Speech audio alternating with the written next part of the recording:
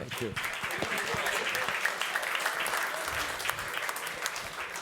Well, good afternoon, everyone. And let me welcome Brian Lanza. Good to have you with us. Thank you very much. Please have a seat. Surprising so many people came to hear this conversation. I'm shocked. We have spent a lot of time in the agenda here at Brussels Forum, but also in a lot of work that GMF is doing, trying to understand America, broadly speaking, and many other things. But in terms of understanding America, there is also another aspect to this, which is a little more focused and a little more personalized, which is the narrower question of simply understanding the American president, Donald Trump. And we're very pleased to have with us someone who has spent a great deal of time with the president and was very, very active in the campaign and after. Brian Lanza, welcome again. Thank you. Brian is Managing Director of Mercury Public Affairs in Washington. He was Deputy Communications Director for the Trump-Pence campaign and the Communications Director for the Trump transition. So he is very, very well placed to talk about this with us. And thank you again for joining us. We have about 30 minutes for this session. We'll chat a little bit and then we'll open it up to all of you. And so please develop some questions for him. Brian, maybe I could start out this way. I mean, in the general question of sort of what makes the president tick, one very often hears this reference to his seeing the world as a businessman. Correct. But let's just push that a little further. What is it? Unpack it a little bit. What does that mean, and what has it meant in terms of your interactions with it? Yeah, I would say, my interaction with now President, then candidate Trump, was very, focused on goals. Businessmen are focused on goals. They're focused on market share. They're focused on efficiencies. They're focused on they're focused on trying to define what wins for their shareholders. What's the win for their company? What's the win for their employees? And so when we're talking about, President Trump and what it means and what a Trump presidency means, it means a laser focus on what those priorities are. And he came into office with two promises. One, to keep America safe and make that a priority, what he felt, make it a priority again, and do the necessary things to make sure that our borders are safe and to make sure that, our influence is still very much abroad, but with the understanding of the principle that, America first. And then the second thing was jobs. I think there's a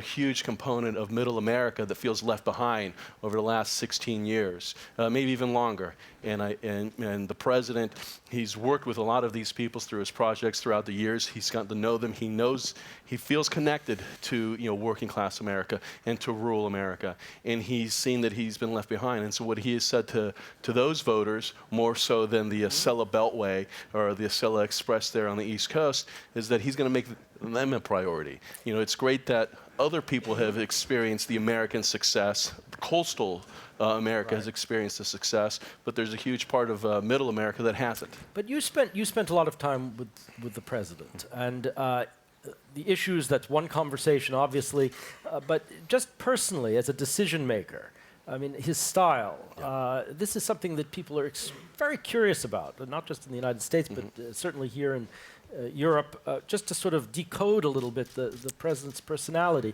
I mean, what are your impressions from that? His style of decision making, how he gets his information? Well, I'll say this: he's a definitely consumer of information. He has a thirst for as much information on a topic as possible. There are several ways to communicate to this president. I think myself, I feel very comfortable communicating with the president. I know the ways to sort of touch those things. You obviously media is one component to communicate with the president. I think if you look at conservative media, I think the world is now starting to see its influence in this administration. Just 3 weeks ago, you saw, I'll give a plug to Breitbart. You saw Breitbart do a story about the Trump campaign being under surveillance. I think within hours, you saw the president tweet about that. That didn't come from the Wall Street Journal. That didn't come from the New York Times or NBC or ABC, the traditional media outlets that we're used to gathering our information from. That came from an online, news publication. So the outlets that communicate to the president is certainly conservative media. It takes a certain skill to reach conservative media and to and know that you're communicating with the president directly. I think, during the campaign, we spent a lot of time making sure that we had people on Fox News. We knew Fox News was the audience we needed to touch. And so when in the process, we targeted the shows that we felt were important for Trump voters to be paying attention to. And we learned through that process that the best delivery of that Trump message was the president at that time. So you'd see him appearing a lot on Hannity. You'd see him doing shows on O'Reilly. Those are the shows that he, has watched in the past, but those two hosts, those are personal friends of his. Those are sort of colleagues. What you have in this president is a man who has been successful in business and who's also been successful in media. And so the media plays a big role in who his personality is and how he consumes information. And then the second way is knowing who that inner circle is and how to communicate to that inner circle. Some of the key players that were involved in the campaign are now involved in the transition. Not all of us decided to go into the private sector. A good number of them decided to go inside, and so you still have sort of that, the stool with those with the legs there, with Bannon. Steve Bannon is somebody who obviously comes from Breitbart. I got to work with Steve when we were at Citizens United for a number of years, before the Trump campaign. You have Kellyanne Conway, who's also, one of those legs of that stool who, has the president's ears, knows how to deliver a message to the president. It's not just Please go ahead. No, please. It's not just throwing information in front of him. It's putting it in a format that he's comfortable digesting and asking additional questions. Is he a person? Is it about ideas or is it about people? I ask that because very often people will ask in Brussels, for example, you're an American president, whatever, whether you agree or disagree, it's the president of the United States, you need to engage with him. How? How do you engage with him? How do you convince him? Is it about people and loyalty, or is it about ideas? I would say people are probably going to take the first step. They're going to have quicker success. But those people also go through the media, such as O'Reilly, such as Hannity. Like that in itself is its own filter. When the president sees it on Hannity or when he sees it on O'Reilly, he knows it's gone through a filtering process, that's likely an issue and that's likely set up in a format or in a digestible way to his voters. So people play a big role in how you're going to influence the president and the information you're going to do. How does he, without getting into the details of the issues, just thinking about the president's kind of worldview? I mean, you talked a little bit about how he sees the domestic situation in the United States and so on, and a lot was said about that in the campaign. When you step back from that and you look at the world as a whole, people have mental maps. Yeah. They have places they think are important. They have places they think are less important globally. What's President Trump's mental map look like in that sense? Obviously, Europe is important. Asia is equally important. And you have Latin America that plays a big role for our trade as well. I think when you look at, when the president looks at the world, I'm not going to speak for him, but sort of my interpretation of that is, he is a highly competitive individual. And when he looks at the world, he looks at it from a competitive filter. Who are our competitors? Who are we going to be competing against for those jobs in the future? What are these markets going to look like for our American workers so that I know that they're going to be, have the skill sets to be competitive? So when he's sort of looking at this world, and this is my interpretation, this worldview, he's looking at who the competitors are. And we know who those competitors are. China's a big competitor, which is why he's nominated Governor Branstad from Iowa to be the ambassador, the U.S. ambassador to China, because the governor has an understanding of that relationship. It's an important enough relationship that we put in a governor there who was also very close to the campaign that can go in there and sort of be be our ambassador. And when you're trying to analyze, and people can make a living trying to analyze the president, you have to, I think the major component you have to look at is this is an extremely competitive individual, and he looks at it as like, who's my competition? When he's meeting you, he's sizing you up. When he's shaking your hand, he's determining who you are. He is somebody who has been across that negotiating table more than probably any other president in their lifetime, not from a political negotiation, but from a business negotiation, where there are real metrics of success. And political negotiations helps all the time, but we've learned as politicians just punt the tough decisions further and further down the road until they actually have to deal with it. When you're making a business negotiation, you have to walk out of that room with something tangible, some metric of success. Ideally, both sides are going to walk away with some metric of success so that they're willing to come to the table again. but you have to walk away. So that's how the president, in my view, is sort of structurally set up. He views the world in a competitive environment. He obviously sees China as a main competitor. You have Europe as well, and then from a trading standpoint, obviously, Latin America plays a big role. Brian, thank you. Let me go to all of you and just catch my eye, and if I might go just there over first, woman right in the back. Thank you. Thank you. And do tell us who you are. Can't hear. My name Where is are you Jana Polierin. I work for the German Council on Foreign Relations, and I have a question with regard to Europe, because you said Europe was important to President Trump, but what does that mean? I mean, from a German perspective, I just read this Bild interview where he said that Europe was also a threat to the United States, that Germany's role in Europe was difficult for him, and we in Germany got the impression that he didn't care so much about Europe, and that Europe was maybe even perceived as a threat, or the EU perceived as a threat to the US. So please, could you just tell me what Europe is important to President Trump means? There are global alliances that need to take place as we combat radical Islam, the term that the president likes to use, and obviously Europe plays a role in those components of that. So when we're talking about when we're looking to address radical Islam in the United States and address what's going on in the Middle East, there's the president feels. My view would be he feels they have an important role to play. I mean, there's diplomatic roles that they play there. There's obviously trade roles that take place here in Europe that are integral to the success of the United States and integral to the success of the European Union.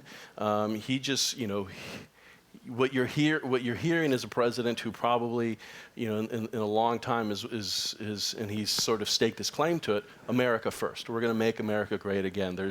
There has been, for the last 12 years, there has been, leaders, at least 8 years, there's been leaders who've just been managing the decay of America.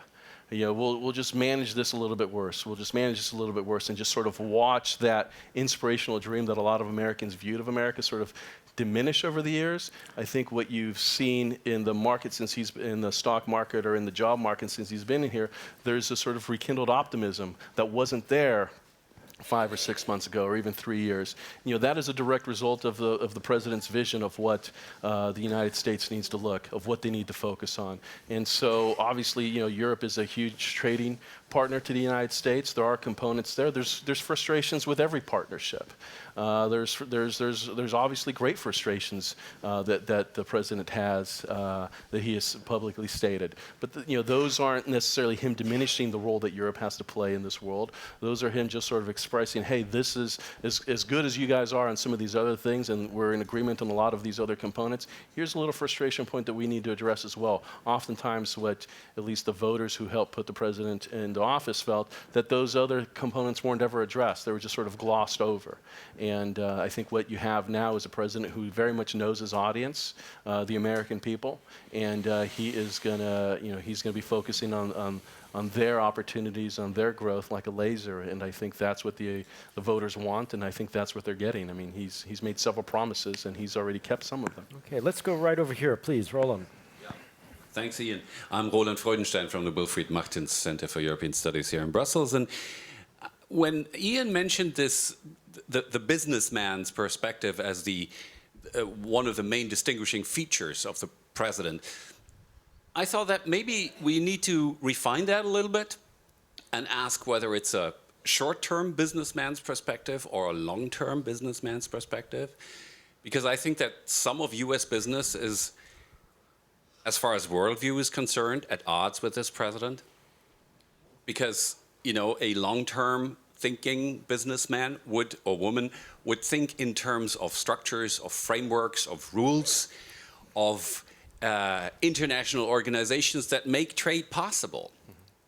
And when the president, and Steve Bannon for that matter, so much emphasize America first, it's the nation states that count, supranational organizations can only weaken the nation states, and so on. I wonder, how short-term is that? Yeah, I mean, this really, I thank you for the question, because in fact, what I had in mind when I first asked you the question was, just to push that a little bit further. There are a lot of different businesses with that breed a lot of different personalities. and not to mention the political preferences, that go everything from, well, they're wide. How do you unpack this a little bit along these lines? The president was in the construction business. He built brick and mortar buildings.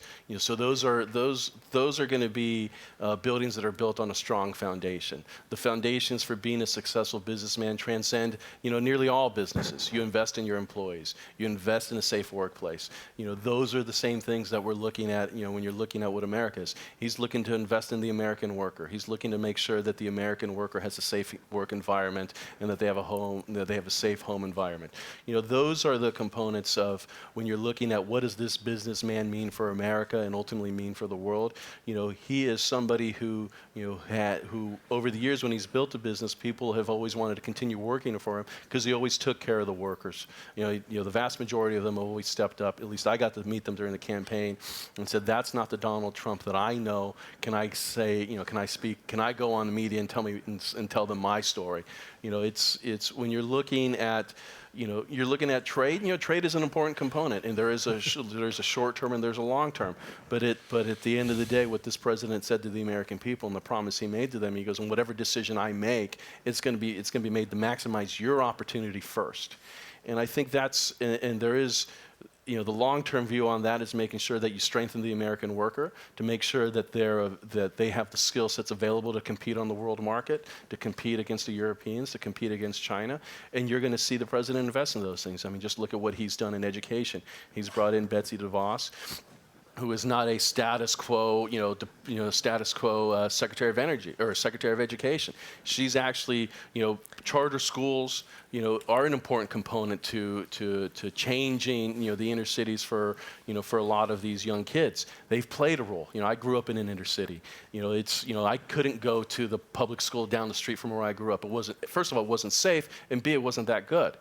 And so when the president puts somebody like Betsy DeVos, who's going to apply real metrics to education, which everybody in this room understands leads to the component to a high-paying job down the future, that's an investment into the worker. Okay, there are a lot of hands, and I'm also very conscious of our time. So if I could ask you to be, quite brief, and maybe we'll even collect a few, and we'll come back to you, Brian. Please, right over here. I see that smile. If there's a microphone right here, that would be great. I think I know the question. Very briefly, please. Right, Kim Dozier, Daily Yes. Beast. So you talked about... How are Good. So you're going to love this. You talked about targeting... Careful, it's being live streamed, so I think the White House is watching. You talked about targeting conservative media, Breitbart, to reach your base. But there are plenty of disenfranchised, disgruntled, frustrated Democrats out there who weren't happy with the choice. The election victory was fairly narrow when you look at 70,000 votes in 3 states. So isn't that, how do you widen it out?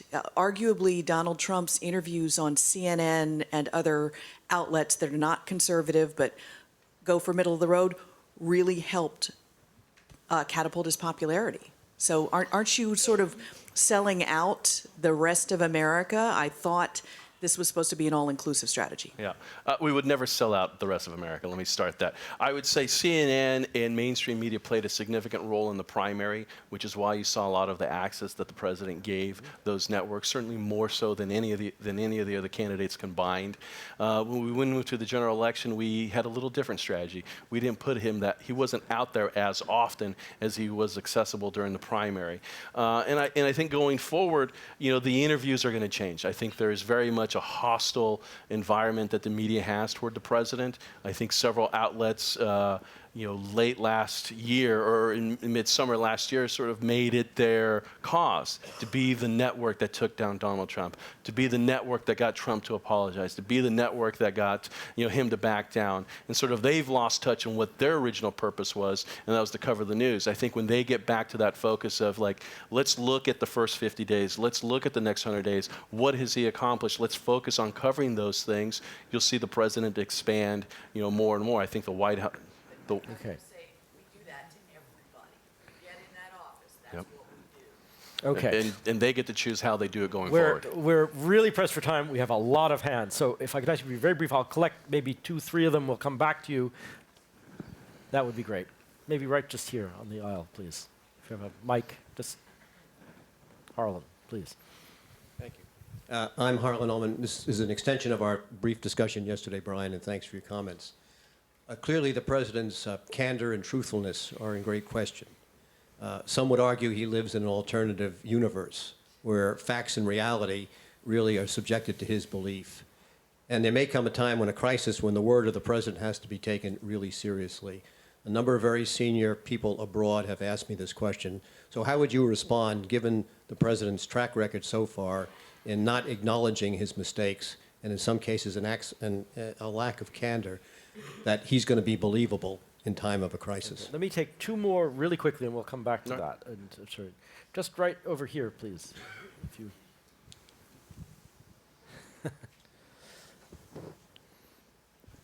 Jerzy Vorma from Institute for Democracy and Mediation.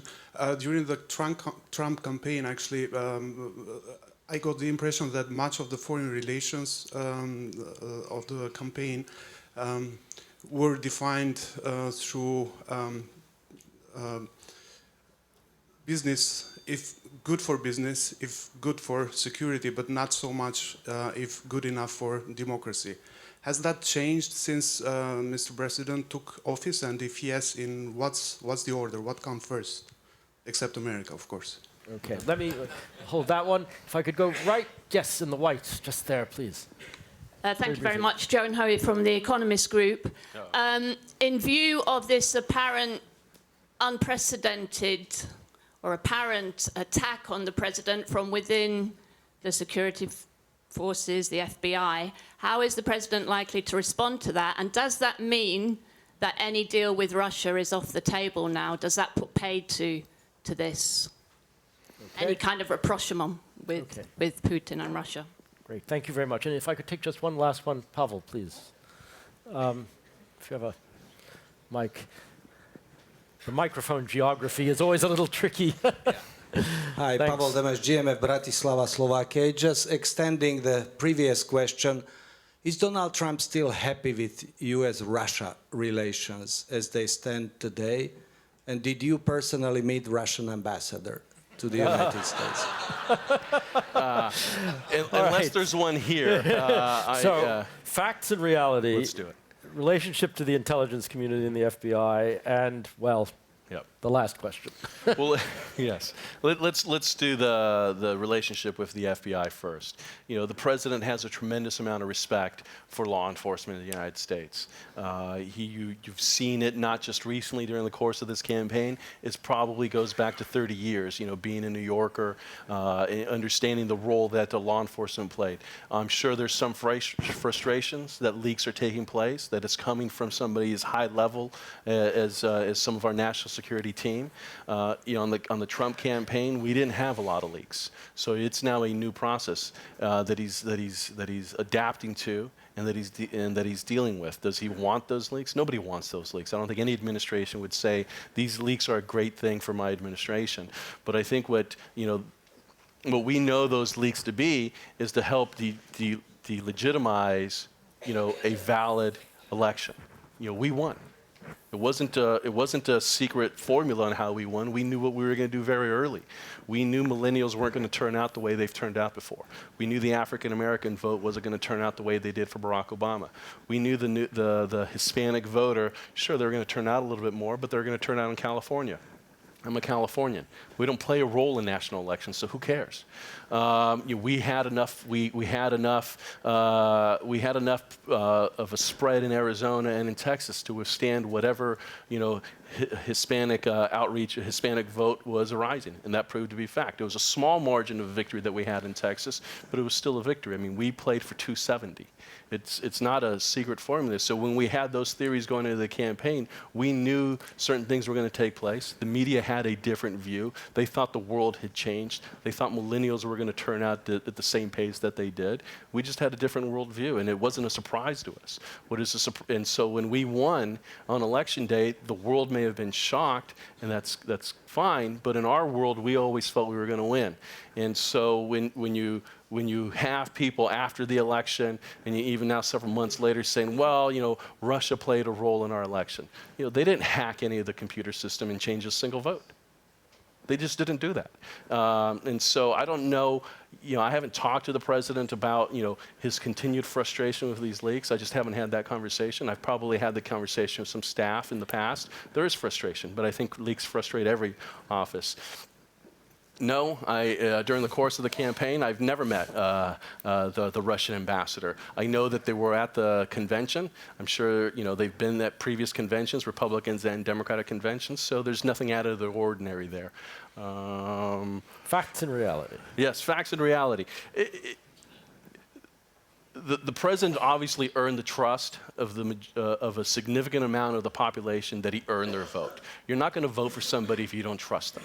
And I think when you get a chance to work with the president, when you get a chance to interact with the president, when you get a chance to brief the president, which is an important way, you're going to realize that this is a man that is intellectually curious. He asks a lot of questions. He has you come in, you make your case, he asks further questions, you step aside, you get called back a little bit later for more questions. I mean, that curiosity and that sort of depth of wanting to learn issues and expand what he knows is what's going to be his credibility when there's a national crisis that takes place. Because people who've been in the room with him understand, where his priorities are, what his principles are, ultimately what his values are, and how he processes that information. And they're going to know when he steps forward at that time of unfortunate time of national tragedy, that he's going to be speaking with one voice, and he's going to be speaking for all Americans. He's going to be speaking through the media, and he's going to be speaking directly to the American people. And some of the things that have taken place, I'm sure they're less than perfect. But it's a two-way street. I mean, you're dealing with an administration that never before have you had so many unnamed sources making such grand, accusations that all of a sudden they have to respond to. I'm not here to say life is fair, because it isn't, and it shouldn't be fair. But that is an unfair consequence of all these unnamed sources all of a sudden saying these great things and you having to respond and not knowing, in the U.S. we have this principle is you get to confront your accuser, except when it's the media.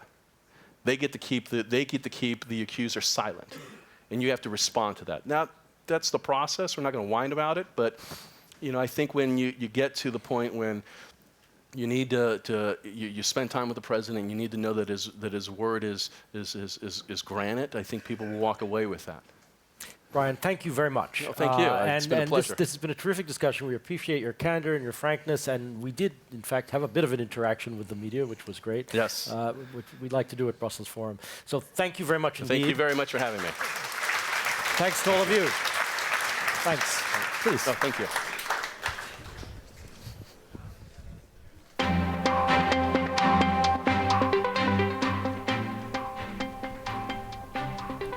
Globalization and automation have changed the nature of work. They have spurred economic growth at an unprecedented pace. But they have created an uncertain and anxious future for many. Will we be able to provide for ourselves and our families? Will our children have the opportunities they deserve? How will our identities change as the role of work in our lives is transformed? This is more than an economic question. It is a question about what comes next for individuals and societies. What will we work for, and will we work for it together?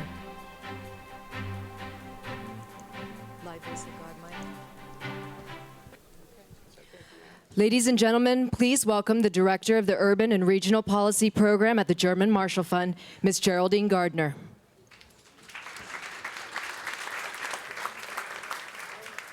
Ladies and gentlemen, the future of work, a sweeping topic, and one that has come up in practically every conversation we've had so far at the Brussels Forum. Why? It relates to populism, economic stability, political stability, our transatlantic relationship, the core issues that GMF cares about, and that drive our economic future. When someone has a job, a good quality job, they feel empowered. They spend money in their community. They feel valued. So how can we leverage technological change to make sure that it pays dividends to our communities? That we're looking at this in an inclusive and equitable way. The experts that you're about to hear from the business and political communities, have the solutions, have the ideas that can realize the charge that Karen gave us of moving out of the era of complacency and into the era of action. And this is a critical issue for GMF, something that we've been working on in the Urban and Regional Policy Program, and something that we don't really want to continue to diagnose. Because people on Main Street in the United States and in European capitals want action. And as we've heard in this room today, these are the types of forums where we can really talk about solutions. Let me share with you a quick story to hopefully inspire your good ideas as we lead into the next series of conversations about this topic. Several years ago, in 2014, our program had a coalition of post-industrial US and European cities. Cities like Detroit, Pittsburgh, Torino, Bilbao. And we brought them together to learn from each other, to share concrete solutions on topics like workforce development, regional economic growth. And what happened? 2 women from the city of Pittsburgh, who had knew each other but hadn't really worked together very much, got together with colleagues from Stuttgart. And they were so inspired by what they learned about how the region and the city of Stuttgart were collaborating together to drive forward a strategy that will harness these topical issues around the future of work and lay out a vision, that they went home. And they worked together in a way that they had never done before. And what resulted was a strategy. It was a vision.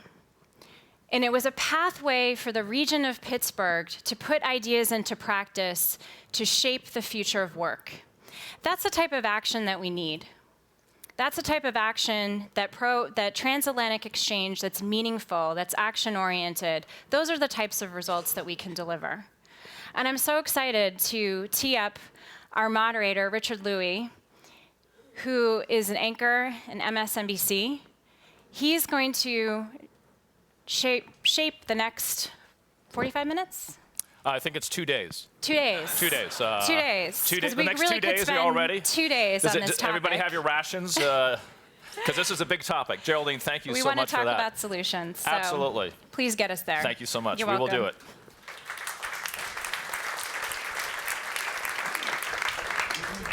Well, this is a big topic, but I had a fantastic opportunity to sit down with each and every one of our panelists for this next hour or so, and I think that they are going to deliver on the promise. You know, we always have in TV these teases to break.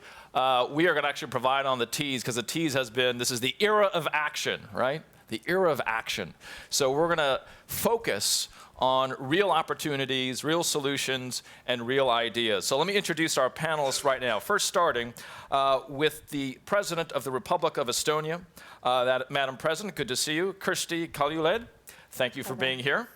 We also have Mr. Frank Friedman, Global COO from Deloitte. Good to have you as well. And next, we have Wilfred Porth, member of the Board of Management at Daimler. And then finally, last but not least, a good Midwesterner. I went to Michigan, so I guess we can kind of be friends. I won't hold that against you. Yeah, that's all right. He hails from Wisconsin. It's fantastic to have you, Mr. Senator Ron Johnson, member of the U.S. Senate, hailing from Wisconsin. Big warm round of applause for all of them.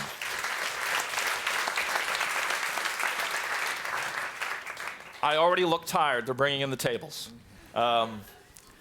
So let's start with this. Opening remarks, and I will remind our panelists, please keep it to 3 minutes or less, and have fun. Madam President.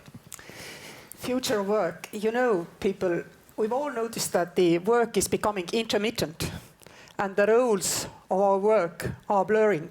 You are not employer or employee, clearly. You don't go to work 9 o'clock in the morning, work until 5 o'clock in the afternoon, do so 5 days a week, 12 months a year, 30 years, then retirement. This is simply not what people are going to do. If I look at my children, and my oldest child is 28, that means she is not working like I did or like my grandmother did. They value their life too much to lose the work-life balance which they can acquire if they are well educated. They love the variety of working in the morning in an IT sector, making up the bed for their Airbnb rental room, and if they have made enough of extra, they will leave simply for 3 months a year somewhere in Australia, not working at all. That's all fine and dandy. And I think we should recognize that this actually adds to life quality, gender equality, and work-life balance to everybody. Now, why talk about it then if it's so wonderful? If you look at our social systems, what governments are expecting from their citizens is a wide river of tax flowing in from regular work, from 9 to 5, 5 days a week, etc., for 30 years. Then you are rewarded with the retirement. And meanwhile, you are supported socially on healthcare, other issues, if you have spent a certain amount of time paying these taxes. Now, young people simply don't want that. What they do instead is what I described. What is currently going on now, we're recognizing this in public sectors that this is going on. No, we are actually telling them that if you do live your life like you want, you're out of our system. And guess what? They will opt back in when they are 40, 45, if we do not change the system. So what do we need to do? We need to recognize in public sectors that the tax river is not coming in anymore. The industrial model of working is simply dead. And if you look at the social security system, pension systems, you need quickly to adapt them, because otherwise you lose the tax income for the next 10, 15, or 20 years, depending on how slow you are in adapting. A whole generation will not pay into the systems, because the systems do not recognize that they do not live and work the way their mothers and grandfathers did. I don't think we need to lose that money. Instead, we need really to recognize and start making systems compatible to the way of life, what people are living. That means we need to be able to gather tax from the intermittent style of working, from different means, from different ways. And also, you would need to look at the fact that geography doesn't matter. Residency might not matter in the future. People will be working from all around the world, but they will remain loyal participants in our social security systems if we allow this, if we accept that they do this, that they do not pay in all the time, and they might pay in from a different end of the world. We need to quickly think how to come to it, because otherwise, we will be in Alice in Wonderland situation. How? In Alice in Wonderland, the cat went away, and the grin remained. That was fine in Alice in Wonderland. But in real world, if the industrial working model has gone away, the social model based on that industrial working model, that grin will not hang around. It will be gone. So think about it, everybody who makes decisions around the world. Madam President, that was perfect. I had my clock going. She should be on TV. She was self-monitoring. You're exactly on time. Thank you so much, Madam President. I appreciate that. Frank Friedman. Good afternoon. 2 statistics. First, nearly half the jobs that exist today will no longer be in existence 10 years from now. So if any of you have 11 plus, you might start today thinking about your new career. The second is that of today's children, 65% will find a job that doesn't exist today at some point during their career. Driven by the acceleration of connectivity, mobile, AI, cognitive, the future of work is changing, and the future of the workforce is changing as well.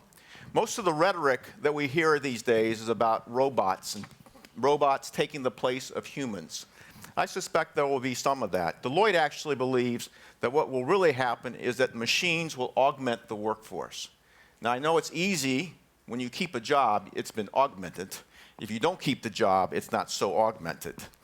But we really believe that augmentation will take place. The fact of the matter is that technology enhances the job market. More jobs are created as a consequence of technology than jobs are lost. But there are things that machines will never be able to do that only humans can do. I'm not aware of many machines that show empathy. I'm not aware of many machines that communicate, that listen, that make strategic decisions, that make decisions that are based upon moral or ethical issues. So the concept of humans can never, ever go away. The problem with technology is that the benefits are not always equally shared throughout society. I think there are several things over the next 10 to 15 years that you'll see businesses, legislators do, and educators do, For the businesses, they will continue to invest in digitalization. They have to stay competitive. But at the same time, they will recognize that jobs have to be redefined, re-architected, and retooled. And they will commit to career learning. Educators need to come up with curriculum for skill sets that they don't know what it's going to lead to, for jobs that aren't in existence today. And that will be a very difficult task. Legislators, politicians, need to understand that there are going to be people who do get unemployed. The 50 to 60-year-old person, probably everyone on the committee actually, the 50 to 60-year-old person who loses their job at that age, can they be retooled? What, are they going to get another job? So what's going to happen to income? Is there going to be universal minimum income? What's going to happen to medical? What's going to happen to retirement? Those are issues that legislators are going to have to deal with.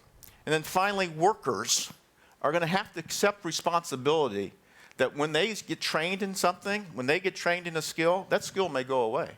And they have to commit and accept accountability that they have to be relearning all the time. So I know there's lots of questions about it. There's probably a lot more questions than there are solutions. Look forward to today's conversation.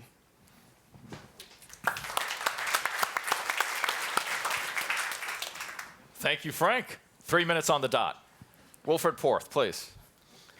Yeah, let me start with one comment on the Pittsburgh-Stuttgart example. I just hope that Pittsburgh is not copying the traffic concept of Stuttgart region, because this might end up in a disaster. But coming to the automotive industry, I think we know a lot about the digitization, but we have to also the challenge of the electrification of automobiles. And those two things have very different impact on our industry.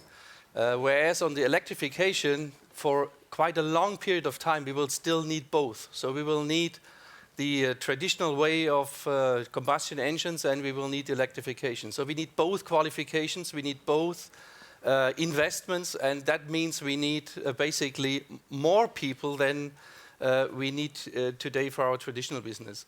Whereas on the digitization, we have a very fast impact. So jobs are falling away, processes are done differently. So we need very fast integration of new qualifications and new people into our systems. That means that we have to bring the traditional IT departments together with the operations, because digitization is not to be delegated to an IT department. You need to think digital in every single process of your company. That's the only way to really get the full effect of digitization. So at the same time, we try to qualify the people who are already on board. There, it really helps that basically everybody in the world is somehow in touch with digitization. You know, everybody in the room has a smartphone. Everybody has already ordered a holiday trip or something else through the internet. That means there is some basic education happening in our daily lives. But for the professional life, we need much more of that, and that is where we are providing a lot of not only the tools, but also the qualification. But what needs to be done is governments, for example, cannot protect future work by new regulations. The only way to support that change is to invest into young people. So we need to invest much more in our education system, starting from kindergarten, schools, universities, in order to make sure that the people in the future, the people who are basically carrying us old guys until we have to leave somewhere else, that they basically have the right skills. And at the moment, we have a lot of focus of governments in special rules, in protection of status quo, and we need much more investment into the future, and that means more investment in the education system. As we in business, in industry, are investing into the people who are already on board, we need at the same time this other investment. Thank you. Thank you. Well, Senator, I guess that means you. I'm the last. Yes, there you go. Well, first of all, I want to thank the German Marshall Fund and for holding this Brussels forum. I want to first talk about the value of work. You know, before we talk about how we create, the jobs and the skill sets for the jobs of the future, let's talk about the value for work. My own background, I'm counting degrees. I'm a bean counter. I ran a manufacturing plant in Oshkosh, Wisconsin for 31 years. I became a United States Senator. I started traveling all around the state of Wisconsin. There was not one manufacturing company in the state of Wisconsin could hire enough people. Why? I mean, I'll talk about this later. I'll give you two things. First of all, we pay people not to work, government policy. We also tell all of our children, you got to get a 4-year degree, which implies somehow, ooh, factory work. It's not for my kids. Being a plumber, electrician, a carpenter. All work has value. All work has value. We have to first stop denigrating the trades. I need a plumber. I can't do that. I need a carpenter. Now, we have all these businesses, all these manufacturing companies in Wisconsin, can't find enough people, and yet we have all this high unemployment in inner city Milwaukee and Madison. How do you make that connection? Well, I just want to tell you a little bit of story, because this tells you the value of work. We, through serendipity, met a wonderful man called Pastor Jerome Smith. He's the pastor at an inner city church in Milwaukee called Greater Praise Church of God in Christ. And he has a unique ability to identify people who are willing to commit themselves to succeed and have an attitude that to bring the workforce so they can succeed. So we go in for just a week, 4 days of 3 hours of training. We teach soft skills. We teach interview skills. We teach attitude. We teach the commitment to succeed. And then on the 5th day, they're getting interviews with these companies that are looking for workers. Their retention rate's over 70%. I just want to, I'll close out here because I want to get into this later. I don't want to go over the 3 minutes. Here's comments from a couple of the participants. One of them told me, my 9-year daughter is finally proud of me. Another one, my parents are finally proud of me. I go to work, it's like heaven. I go to work, it's like a family. Now, for those of us who are fortunate enough, of course, we know that's exactly what work brings to our lives. But when you've been trapped in a cycle in the inner city of poverty and dependency and despair, you don't have a clue. So the first thing I would say, before we get into all the high tech and 4 years of college, let's understand that all work has value and know what that value is. It's transformational to people's lives, and it's absolutely necessary. In our country, we have that marvelous mission statement. We are endowed by our Creator with certain inalienable rights. Among them are life, liberty, the pursuit of happiness. The only way you can ever pursue happiness is by having a job that you love to do, because then you never will work another day in your life.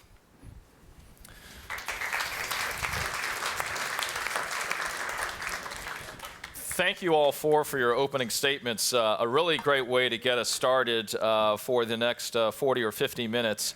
And I remind you, please keep your answers 30 to 60 seconds. And by all means, feel free to argue with each other. Yeah, say it, you can call it what it is. And we all appreciate that interaction. I would like to hear, first of all, if you can, Wilfred, give me a plan of action to fix a problem in work that none of us have heard about. That might surprise us. You're a mechanical engineer. You've worked all around in countries all around the world trying to fix problems related to work. Related to work. Yeah, actually, in the workplace, you always have to negotiate with your social partner. So that's not you cannot go one-sided. You always you need the agreement of your social partner, and what you need to create first is why. Why do we need to change? The question about what is the purpose behind the change. And what I feel at the moment is that there is a lot of understanding that things have to change, especially in our industry. And this is why we have a good base to discuss all the changes we need to introduce. But in your experience, you've been able to actually say, this is the idea, and let's do this idea. Give me a quick example of one of those that really sung, just flew, took off. That's a broad question. Yeah. Give me a direction. A solution that you had come up with to fix a problem related to work. Was it union related? Was it a pipeline issue? Was it a skills gap? Was it a cross-border issue? Tell me a solution, because that's what we're going to try to get into here, is some real solutions. Actually, at the moment, we have the refugee issue in Europe, and we have this situation that we have to socially and professionally integrate people coming to Europe without without the formal education which we know. in our education system. So we have started, a special program to put them on board, to give them language skills, to give them a first glimpse of what does it mean to work in an industrial environment, which they don't know from. How long is the program?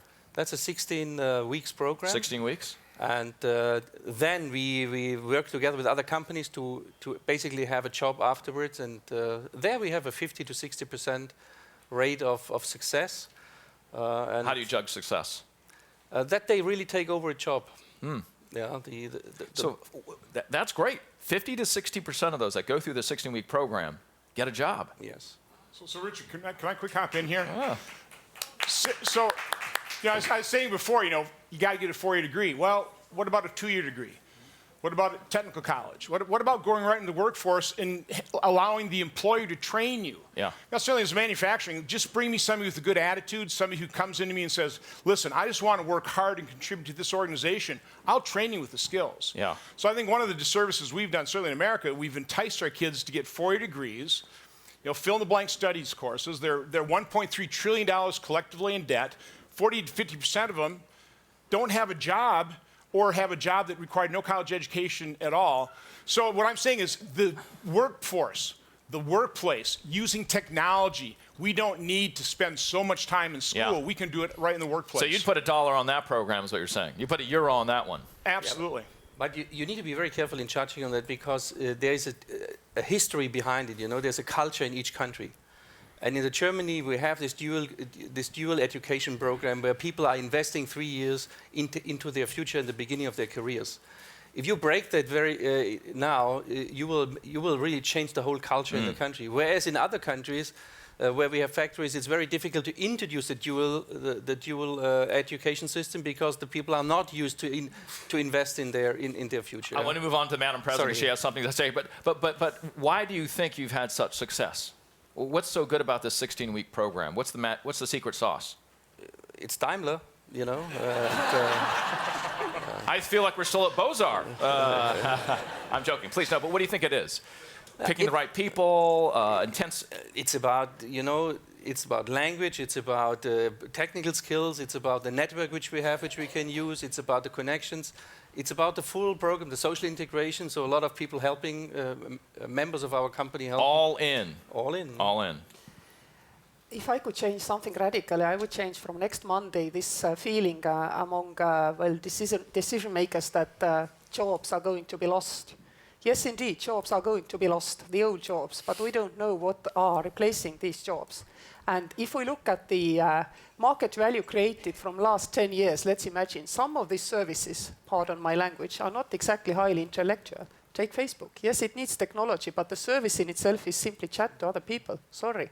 You don't need to go to school for 6 years. I don't work there. It's okay. No, I know somebody here works. Yeah. So similarly, people make money from posting videos on YouTube. And again, they are not exactly on highly intellectual content lectures, which make money most on YouTube. So I feel that Any YouTubers in here? That the future of work is actually much more permissive. And indeed, there will be jobs lost. And indeed, there will be jobs which need great education in order to be taken forward. But every day somebody invents a service. Yeah. Which is actually they living their life and sharing it with other people. So you have lots of people baking, putting it out on internet and selling this. Also in the areas which formerly were industrial, now are not industrial. So you can see that we cannot predict what will be the new jobs, but they will be there. We can be sure about that if the environment is permissive, including the tax environment. You don't need to raise your hand. You just butt in. One example, a lot of people are fighting basically new business ideas. When you take the Uber example, for example, we have in Europe a lot of taxi business who are fighting legally against Uber. Instead of improving their own system, make it more convenient, more comfortable, they are fighting legally the Uber system. And at the end of the day, always, if there's a more convenient business idea, system, or whatever, that will succeed. That will be finally successful in the market. And you should stop fighting those new things rather than adapting and being better than the new idea. Adapt. Uber's objective is to put you out of business, though. not us. Yeah. They'll still need cars. They'll still need cars, but A they're few not. of them could be all Mercedes. And they like they're not gonna have Mercedes, I Mercedes. tell you. Frank, tell us about one of your clients. Don't name them, of course. And the solution that the question they had, and they came to you, and you said, well, let's try this. This is how we're going to address the workforce opportunity you have in front of you, and do this. Yeah, well. In a minute, please. You know, by the way, as a firm, we only have a couple assets. They're called clients and people. And as a firm, we hire about 70,000 people a year, globally, 25,000 or so in the US. But going back to the idea of robotics and those types of things, we have a client that I'm working on. It's bringing together 4 different countries to establish a back office. And I think one of the great things we established at the outset is that we're going to use robotics, but a guiding principle is we're not letting anybody go, and that we are going to retrain them in different parts of that company.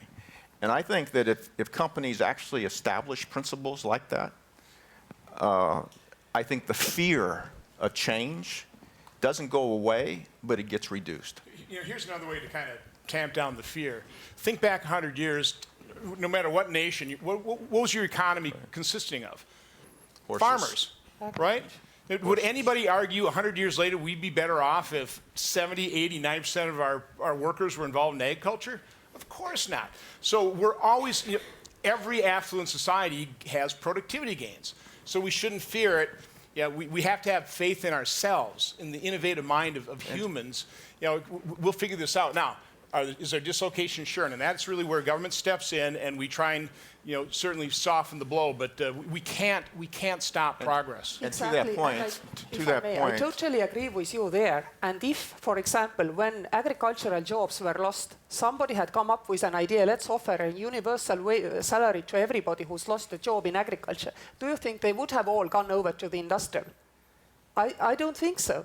So I think offering a universal salary will actually make people to close inside themselves, rely on the state, and not try to make their life their business. And of course, what the state does. I do support the idea that we need to support people through this transition, but all kind of universal measures to everybody will actually slow down this transition. Okay. To your point of change, in the 1900s, when we went from horses to autos, I'm sure there was a lot of disruption and a lot of displacement, and people who cleaned up after the horses had to find jobs someplace else.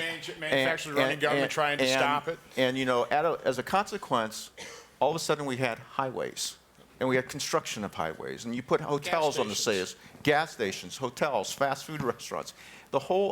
We found a way to create jobs. Precisely. So you're saying we've been through this before? Several times. I think this is the fourth revolution, probably. Fourth revolution. Question from. But the history is I just want to go to a question. Thousands of years. So probably humanity has done it thousands of times. So I have a question for everybody now. Then I'll get the view of the panelists here, and then I'll bring a microphone around for you in just a second. This is a question I have for you if you pull out your app. I give you €1. What do you spend it on to most positively affect work, and one of the problems affected with work? I give you €1. What will you spend it on? We've talked about some of the ideas that are out there right now, but where would you put that euro?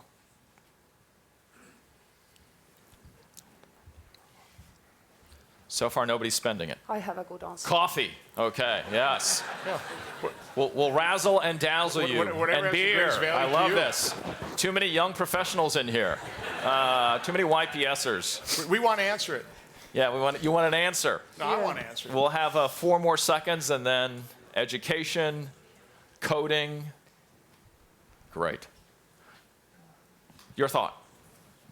Well, I give you €1. What are you going to spend it on? I would divide it up, first of all. And I would divide it into education, training, retraining. Are you cheating? New tools and solutions. Yeah. Education is what you're saying, though, right? Right. Okay. New tools and solutions. Whatever has greatest value to me. It doesn't make any difference. What I don't want to do is put it in a mattress. I want to spend it so somebody else can provide me a service or a good that I value. Beer? Beer's great. All right. Depends whether it's a hot day. As the president of Estonia, the €1, and I really mean, obviously more than that, but where would you spend that first euro given? I would keep it, and I will also use it. I will give it to my son, and I will tell him to throw the dice every morning or once a month and decide, depending on which side comes up, whether he will go work this month or learn this month, because in the future you have to do both all the time anyway, but this way he will also keep this euro. That's all right. 1 euro. What are you going to do with it, Wilfred? I said it before, education. Education. Okay, good. So you made it nice and simple for us. A comment and a question, no doubt. Good to see you again. Good to see you. I'm Alfredo Valadão. I'm a professor at Sciences Po in Paris. And fortunately or unfortunately, I'm Brazilian. And in Brazil, populism is a way of life. So I feel free to ask a populist question. I do understand that we have to find a solution to this jobs conundrum in Europe and the United States.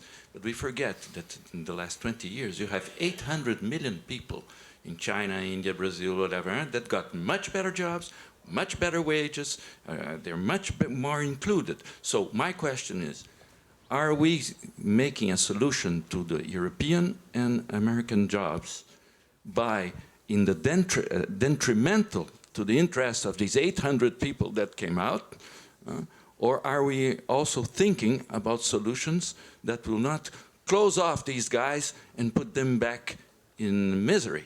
Because if we do that, we're going to have a huge security, immigration, etc. problem. First of all, I actually exported my product to China and Mexico. I view China as a 1.2 billion person potential market. We want them to have their Henry Ford moment, their moment sparking consumerism. That'll be great for the world.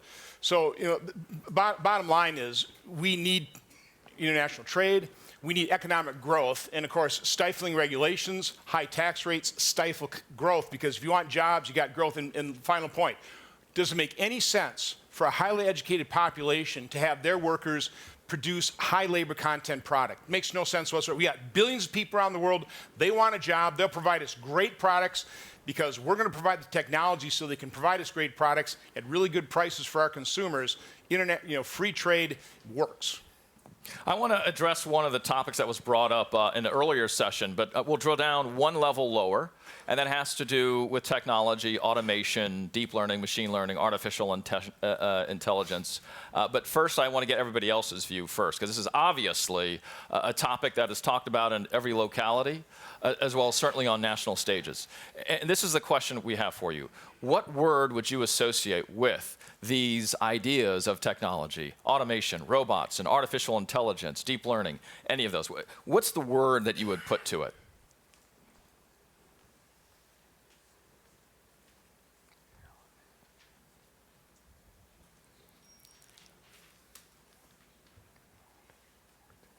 Inequality, opportunity, Zuckerberg, hype, scary, military, control, disruption, uh-oh. You see that one in there? Uh-oh. Great, thank you all. Really good reactions here. How would you, I want thumbs up or thumbs down. I put these three words in front of you, thumbs up, thumbs down. Automation, robots, artificial intelligence. Thumbs up, thumbs down.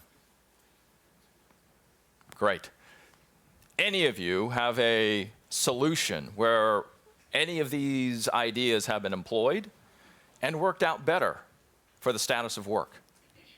Gosh. Any examples? Washing machine, for heaven's sake. It made women free to go do something interesting, even think. I love it. Thank you. Safety. In all manufacturing processes, safety. Without automation, we would still have a lot of very unsafe and very dangerous jobs. I would say in every aspect. Milton Friedman had that very famous story in visiting China, and a bunch of people were digging a big ditch with shovels. So what are you doing? Why don't you use equipment? He said, well, it's a jobs program. Well, in that case, why don't you give them spoons? So, no, I mean, economic growth is financial capital, right, which can buy, all those types of machinery, robotics combined with human capital. That's what makes economic growth. That's what makes prosperity. That's what makes affluence.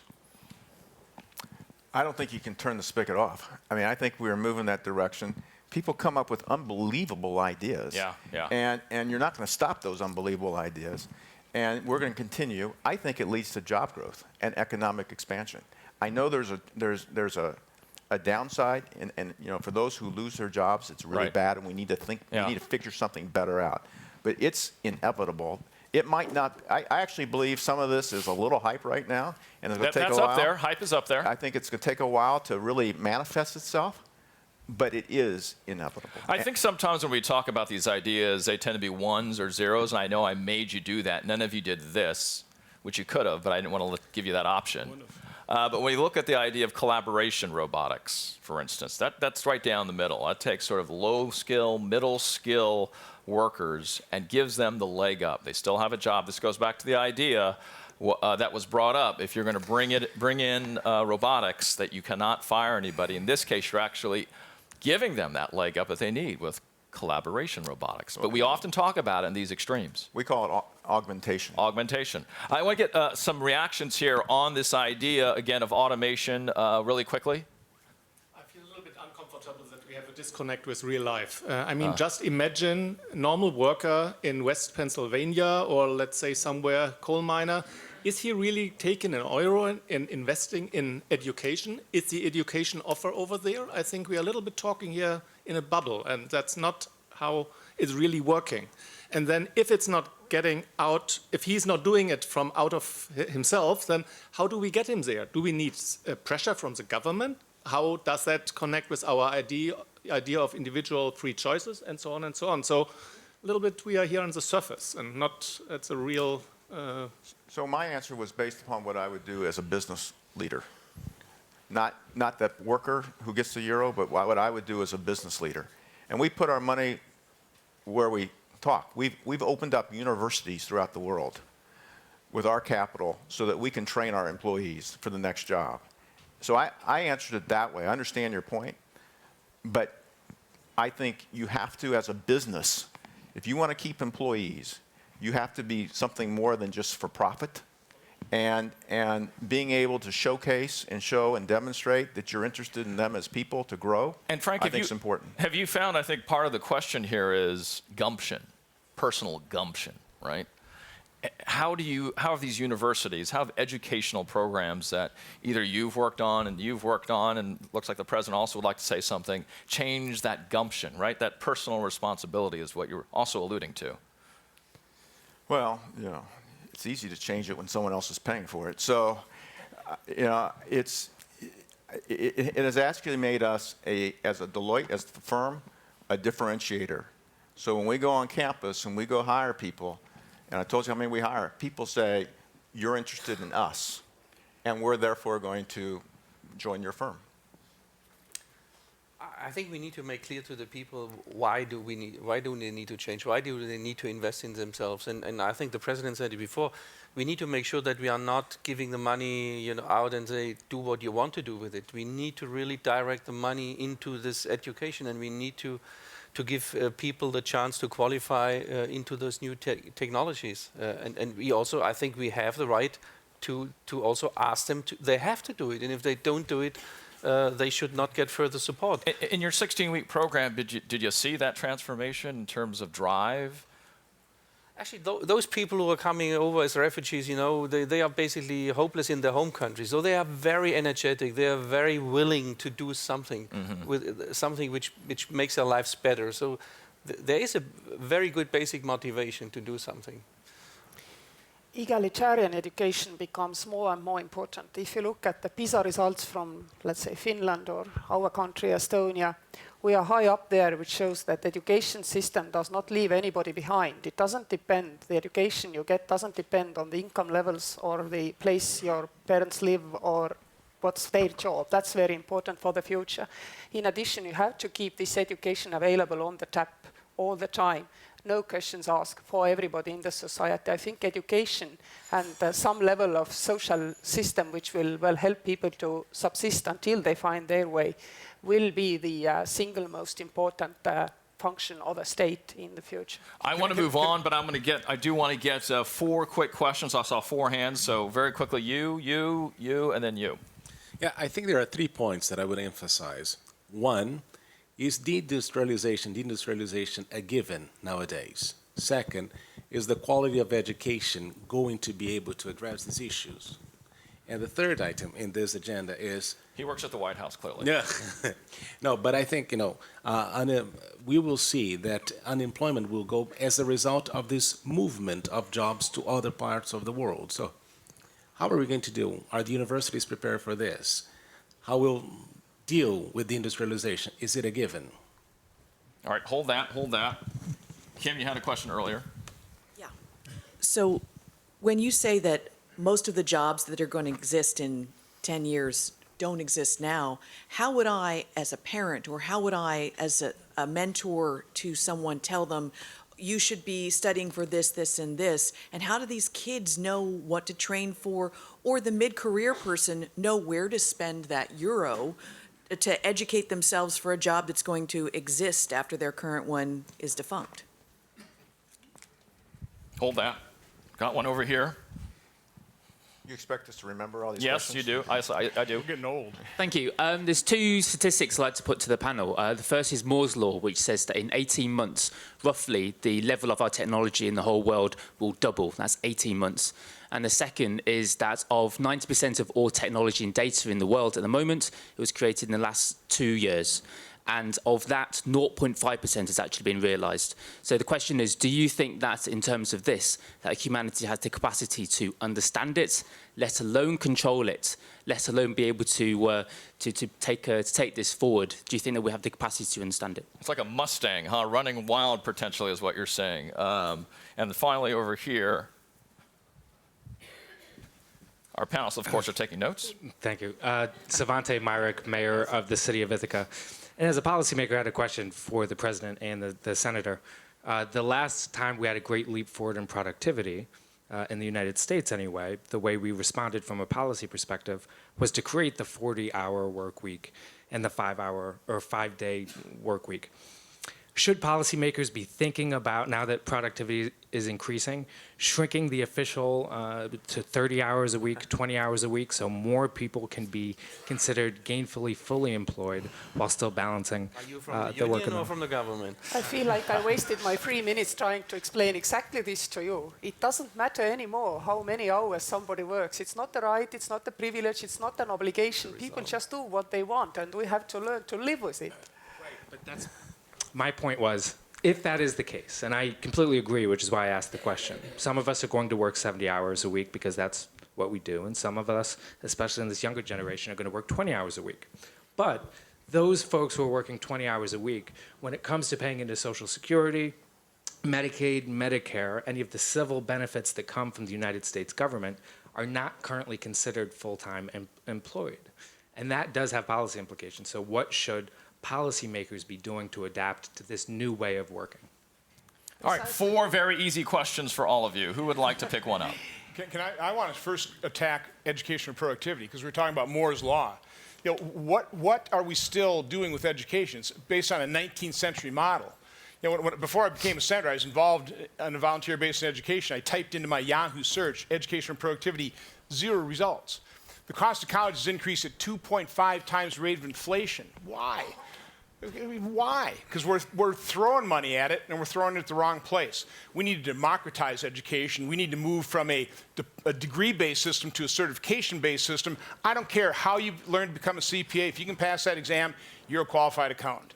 So I think we need to have disruptive technology in education, because there's no way, other than the basic things, reading, arithmetic, those basic skills. Once you pass that point, you're going to have to adapt, and you need a productive use of technology in education so your kids can actually get the skills they're going to need in the future.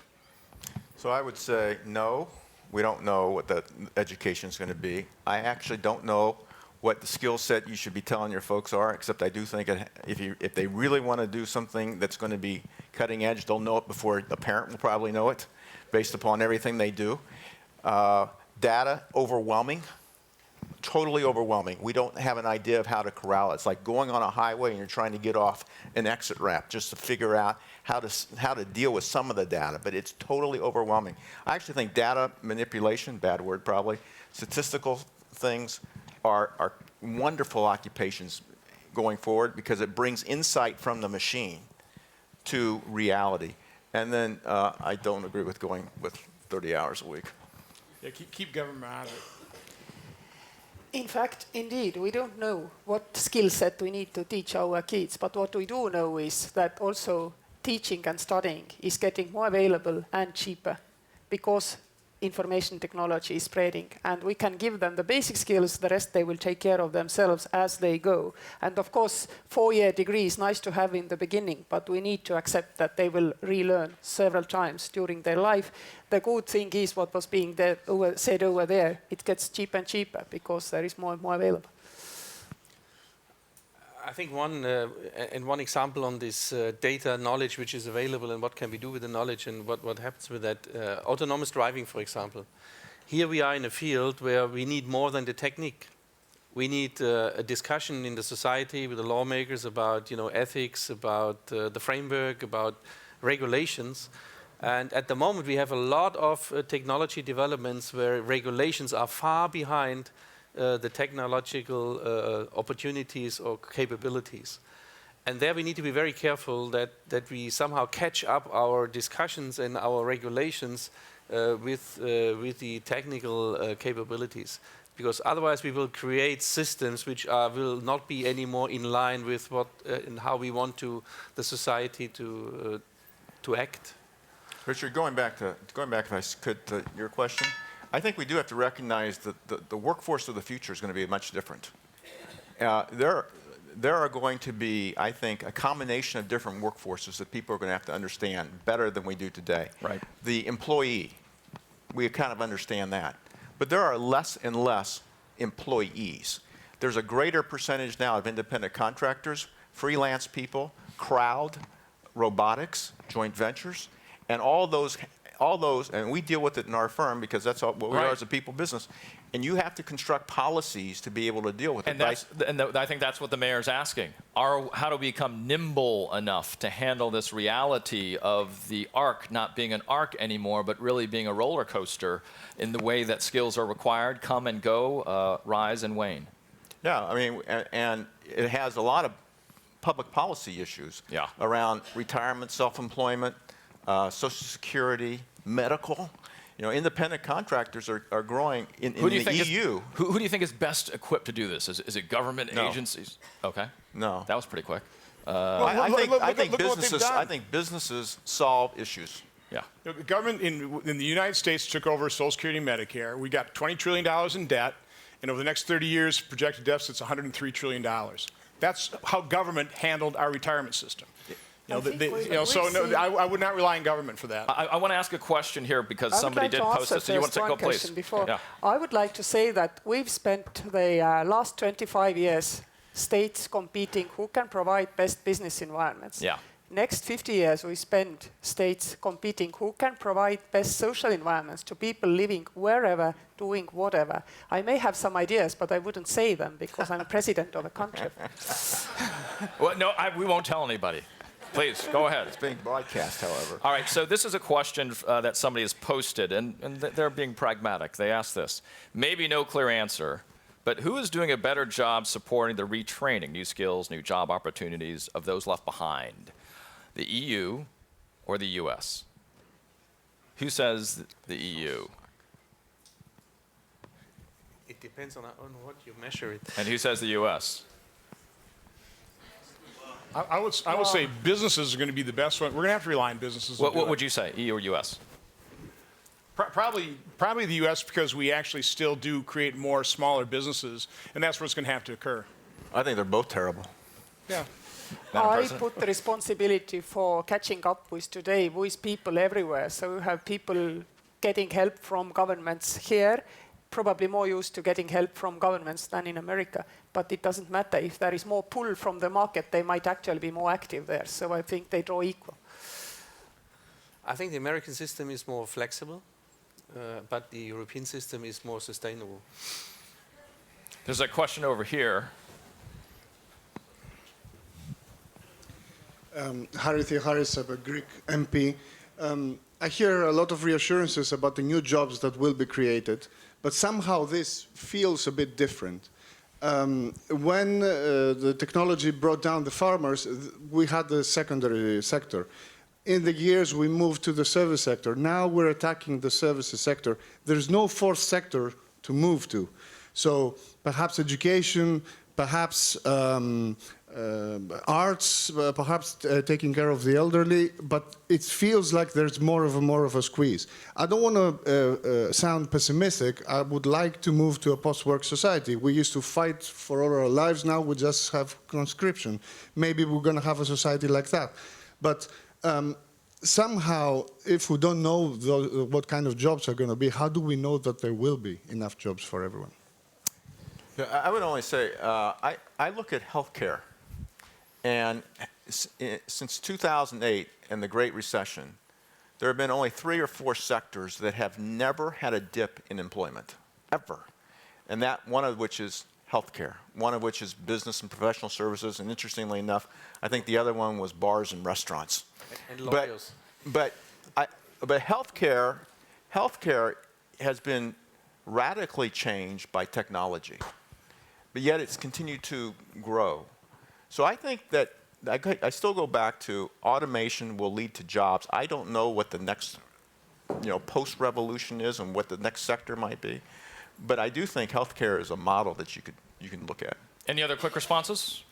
Oh, yes. The global economy is back to growing, and it's not a jobless recovery. Not in America, not elsewhere. So there must be jobs coming. Most of them are in the interesting services sector still. We started out the conversation yesterday with the topic of populism, and ergo the working class, ergo those whose voices need to be heard. I have a question for all of our thought leaders in this room, and I'd like to get your thought. What does the rise of populism say about the future of work? This is our topic here. What does this say? Populism, the voice of the working class, what does it say about where we are at or where we need to go when we're talking about work and workforce? If you can pull out your apps and let us know what you think, we'll start the clock.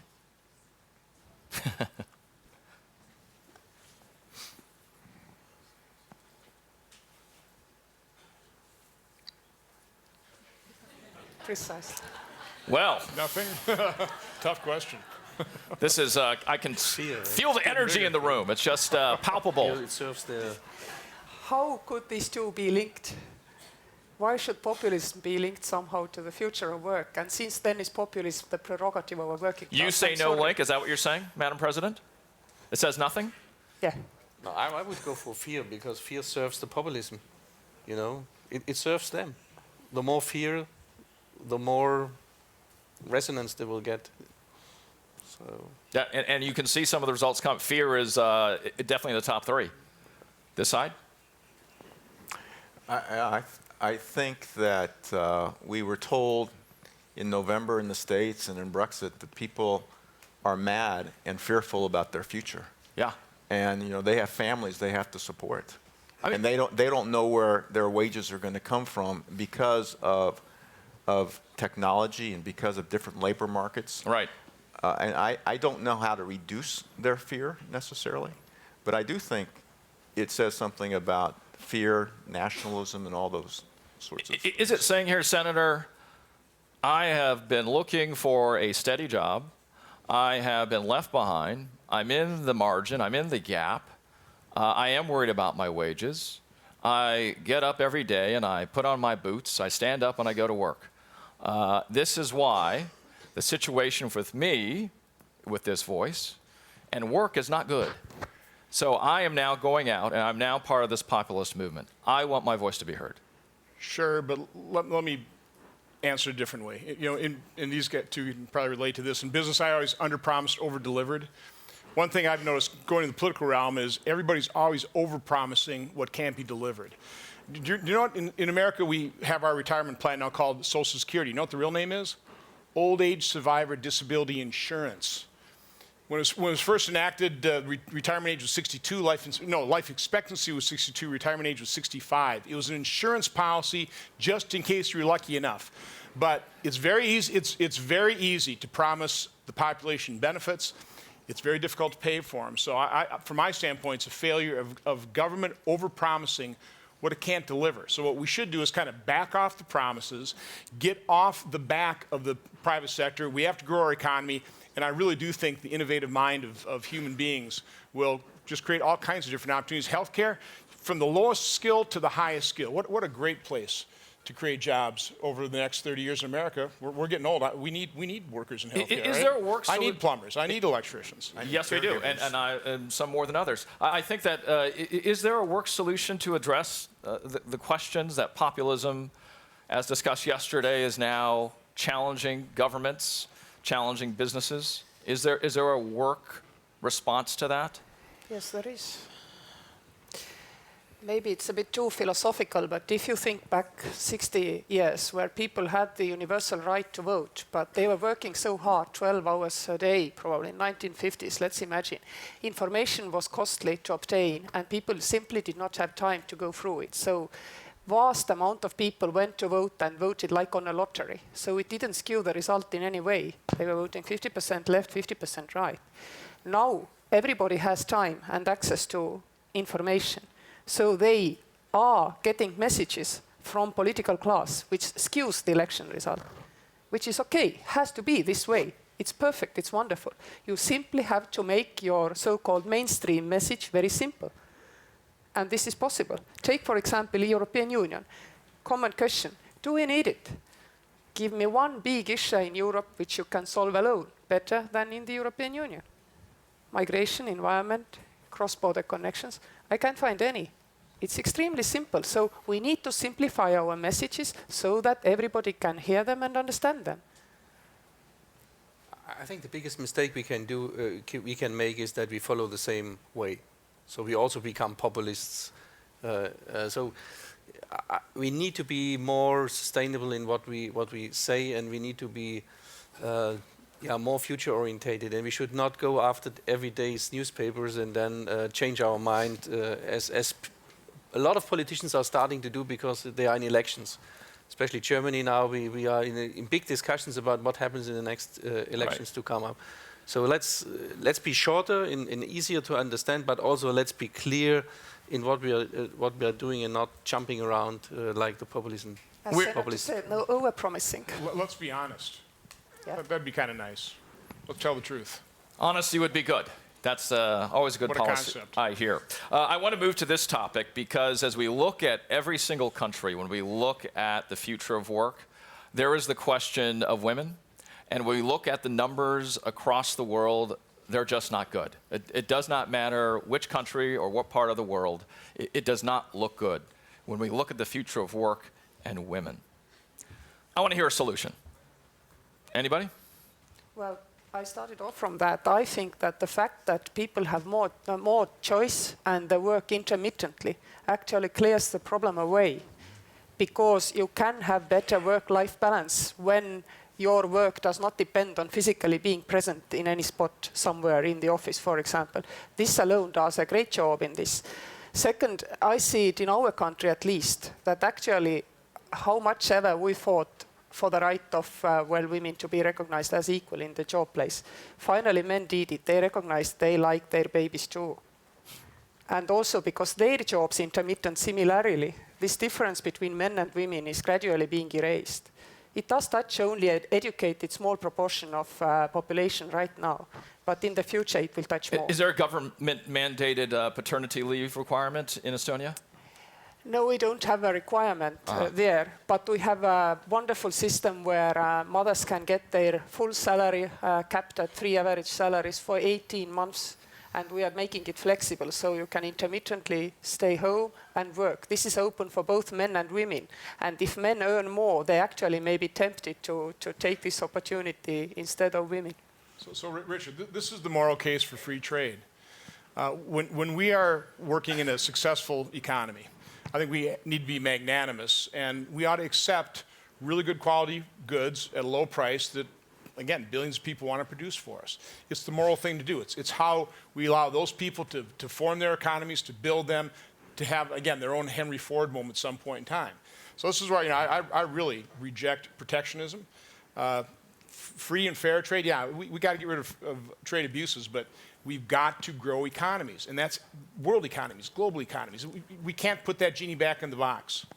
What did you do at your plastics company vis-a-vis what Madam President brought up here in terms of helping those men that wanted to stay home and take care of the child?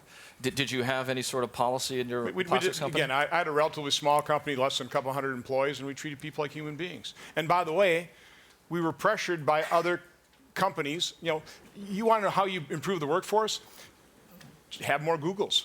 I mean, for young people, what a great work environment. So that's putting a lot of pressure. I'm seeing Google type of campuses in Wisconsin because of this. So again, competition is something that works very well. But Senator, not to completely refute what you're saying, there have been studies that look at Silicon Valley and say that's the worst place for gender equality. I wasn't talking about gender equality. I'm talking about just the beauty of the marketplace and competition driving innovation. Open market, yes. We've seen some recent articles about that, right? A couple, yes, I think. Yeah. So I think Deloitte and my profession broadly is pretty fortunate. In the U.S., over half of our new hires are women. We have flexible work plans. I can tell you, I don't know where my assistant works from. I don't ask because I don't want to know. All I care about GPS. All I care about is that there's outcomes. Right. And they get the work done. We recently implemented a 16-week fully paid leave family care for men and women to take care of whatever you need to take care of for family matters. So I think we're actually very, very fortunate. Now the challenge is, honestly, keeping women across the course of their career. Because of what other priorities they have. And we need to respect that. But I think we're doing everything I think we should be doing right now to try to encourage women to stay long. Good idea. One good idea there. I have a slightly different opinion on that. I think we need to stop creating more and more opportunities for people to stay away from the work, be it men or women. We need to make sure that it's accepted that women work full-time as men work full-time. And we need to make sure that the childcare and all those things around can be organized.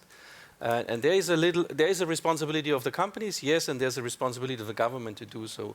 And it all starts with the education in the very beginning. We are pushing young girls into the girls' role, in the women's role, and we're pushing young boys into the boys' roles. Right. And in Germany, for example, until the age of, I would say, 8, 9, there are only female teachers. There are no male teachers. So they get a very specific education. So we need to start there and need to change that. Because there will never be a similar career for somebody who has worked full-time against somebody who has only worked part-time. That will not work. That's completely unrealistic if we think that will be successful. Tell me about one of the solutions you use at Daimler, though. Tell me one of the solutions. We have childcare implemented in all our locations, so we really take care of the young kids. Yeah, we encourage the people we get when they go for maternity leave or parental leave that they still have access to our systems. They can work from home. They can work part-time. Yes, we have all those systems, but we need to make sure that they can work full-time as soon as possible, because then they will be really part of the. I disagree with that. Me too. That's fine. I disagree because I want the best people. And if the best people mean they can only work part-time, I'll pay them part-time, but I still want them. Well, that's up to the business to decide, not government. And we're seeing the same thing in Wisconsin. Again, larger companies can afford it. They're putting in their daycare centers. They're putting in healthcare clinics. Businesses will innovate because they'll be forced to because of competition from other businesses for workers. Comment back here. I agree. And I'm talking as a mom of 2. I just want to tell you the childcare does not replace the mother. So getting the mom to go back as soon as possible to work while leaving the kids with a nanny or the childcare doesn't work, doesn't give you healthy children. So honestly to say, it might not work in your case. There are a lot of cases where it works. So we should not exclude that model. Sorry, I totally agree with you when you say that it doesn't matter that they work full-time, as long as mothers, while they have their children, or fathers, stay home with children but keep up with the world while it is moving on, and your business environment, they should be rewarded with promotions when they come back to the work. It doesn't matter how many hours they put in. And I'm speaking from the position of a mother of 4. So indeed, it takes a great effort to keep a career going and having children. But it's possible if there are managers like you. We have men who work part-time who are partners. Precisely. I've got a couple more logs to put on the fire here. Thank you. I also try to combine career with 2 kids. The most difficult part is schools and the mentality of the teachers. They assume that mothers are at home, ready to take care of the children. You have to change the mentality of the schools and the school system and the PDA and all these things that have come from 20th century and bring them into 21st century. How do you do that? I'd say school choice. Give everybody, have the dollars that we spend in education go with the parent and the student, and then they can choose. And then the competitive market in schools will drive those types, that type of policy in a school you want to send your kid to. And if the schools don't have those policies, you choose a different school. I have a comment over here. Actually, it's a question. Sure. Even better. Okay. Short though. Very, very quickly. Ishraq, I'm coming from Morocco, and which is a country located in Africa. Actually, my question would be regarding to leadership, female leadership. How do you? What is your perception? You are coming from the top management of big companies, and you are belonging to senior. You have in senior positions in different governments.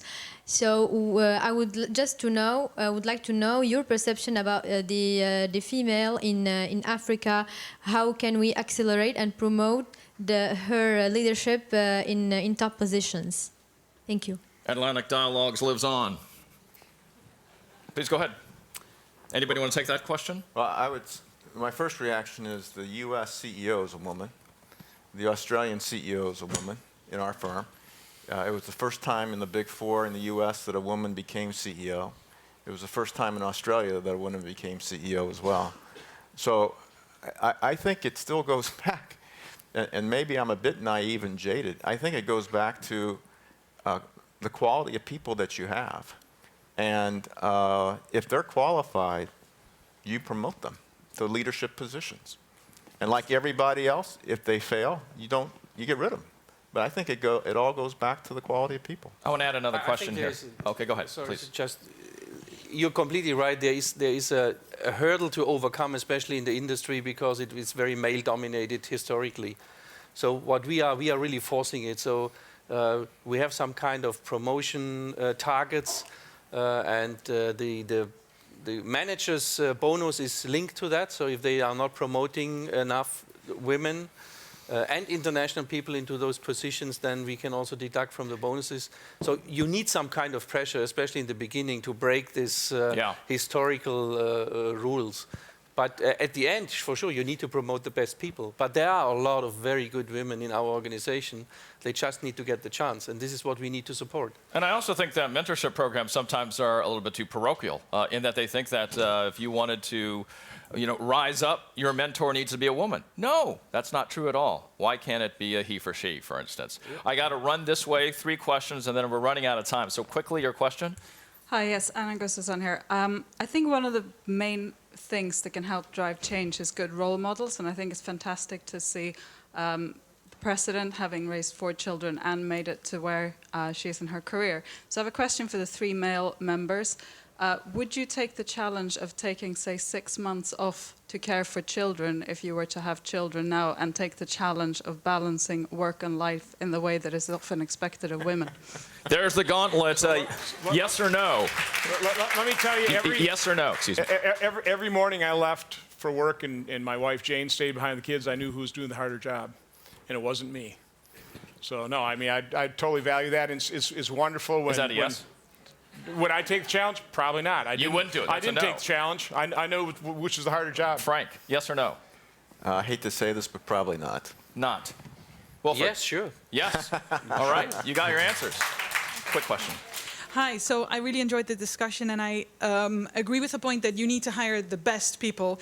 However, research has shown again and again that women's CVs are judged differently, women's leadership capacities are judged differently. Often when women display leadership capacities that are traditionally associated with men, we're judged negatively. What are you doing to combat this continuous and insidious gender bias in business? And I'm looking specifically at the men, although I would love to hear the president speak as well. Yeah, just don't tell women to speak in a lower voice. What we are doing is we are training the people who are hiring. We are training the people that women and men are behaving differently. You know, women are usually coming into those discussions and they say, you know, I have respect this new job, I need to look at it and let's see. I've never seen a man coming to such a discussion saying, they come in and say, I can do it. Yeah? So you need to overcome this first hurdle, and you need to qualify the managers who do the selections, and that's what we are doing. I think this is precisely the error made in the system. You say women are like this, men are like that. You know, there are lots and lots of differences inside the gender, which are much bigger than intergender, same as with nationalities and everything. So we need to stop that. Positive discrimination might actually have its role, but it always has to be temporary. As soon as the need is over, it should be taken off. I think that threshold is somewhere where there is 25–30% of the women. But before positive discrimination is actually applied, there should be a long period of time where there is a threat of positive discrimination. It might actually do the job before. I apologize, we're down to the last 2 minutes, so I'm going to let you ask your question, but it has to be in 140 characters, okay? Okay, Senator, this one's directed more towards you. We were talking about how difficult it is for women in business, but you had specifically said that a job is a job. And so what about in the trades where they're already denigrated, but being a woman in the trades could even be more difficult? What would you say to that? Well, in my plastic extrusion company, our first 4 supervisors, one was actually a gay woman, and she had her gay partner there as well. So I didn't care. You know, it really was, you know, did they want to do the job? Were they, you know, qualified for it? And I don't have discriminatory bone in my body. Okay, one sentence. Why, if the mother is just as valuable the first day with the children, this is for the mother of 2, how is it different when you go back to work? If you go back to work day 1 or day 90?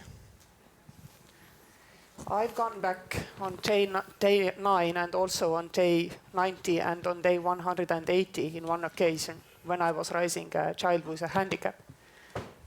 Every time has been different, but every time I found accommodation among my colleagues to make the breaks, to go feed the baby, come back to work. Some of them said they even were inviting me to have a good excuse to break up a boring long meeting. So we're going to close 15 seconds from each one of you. Any final thoughts on the era of action and the future of work? Who would like to start us off? 15 seconds. I think we are completely underestimating the opportunities with the new technologies and the jobs which can be created through that. And there are a lot of things out there which we don't know yet, and we should not have too much fear about that. So investing into education, investing in the future, and the new jobs will come up. Education, very important, and also that the governments recognize that their social models need to change according to how work is changing. Yeah, I think that we need to be very flexible and open-minded. We don't have, technology today hasn't produced productivity increases in the last 5 to 10 years. The engagement of employee index is flat, and our workers feel overworked and overstressed. So all these things together, we need to think of some new models of how we're going to incorporate all this to make work a better experience for people. Senator, 15 seconds. I would say don't create dependency, empower people, have a great deal of faith in people. Have faith in yourself. And I would say be practical and look at action. That's what we're supposed to say, right? Very good. Thank you all 4. Thank you, everybody, for this great conversation. Richard, our thanks to you, Richard. Let me just make a very brief announcement, which is really a very pleasurable one, because we have a coffee break. But it's not just a normal coffee break. It's actually a coffee break with chocolate show and tasting, brought to you by Lauren